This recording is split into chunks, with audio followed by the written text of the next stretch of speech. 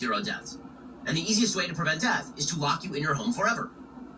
Okay, so it is up to the President of the United States to stop all of that.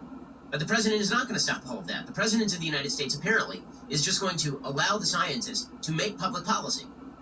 That is not correct. They ought to have input into public policy, but it is at the political level when people who are supposed to weigh all the competing factors make the policy. That's what's supposed to matter. Here's Biden just abdicating full responsibility and suggesting that the CDC is going to tell kids to wear masks in school. Remember, the CDC said like a week ago that kids don't really need to wear masks in school and kids should be back in school full time. Then the American Academy of Pediatrics put out a notice, in coordination, by the way, with the teachers' unions. They overtly say that they are doing this in coordination with the teachers' unions, telling you need to mask up your 3-year-old. That's asinine. You don't need to mask up your 3-year-old.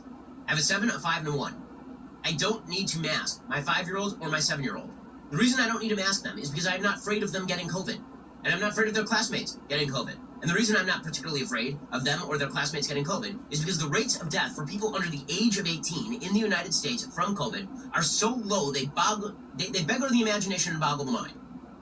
The total number of people under the age of 18 in the United States is a cohort of 75 million human beings in the United States, in which we've had millions of diagnosed cases of COVID. The total number of deaths from COVID in the United States for people under the age of 18 is below 350 out of 75 million people.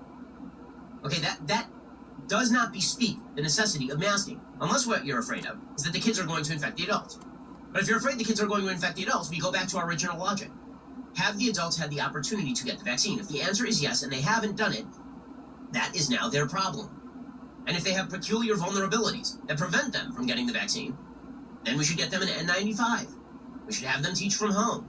But that's true regardless of what kind of diseases are circulating. There's always stuff out there that can kill people who have peculiar vulnerabilities health-wise. Once you've had the opportunity to have a vaccine, it's on you. And masking up my 5-year-old to protect your 40-year-old ass when you won't get a vaccine is absurd. It's absurd. There's no reason we should be doing it.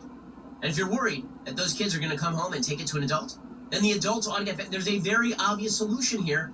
Get vaccinated if you don't want somebody else infecting you, period. And if you don't care about getting infected, and you don't care about getting COVID, well then, that's on you. Good on you. I mean, that's your decision. You're a rational human being. But here is Joe Biden. Again, the level of top-down control, the level of scorn that your politicians have for you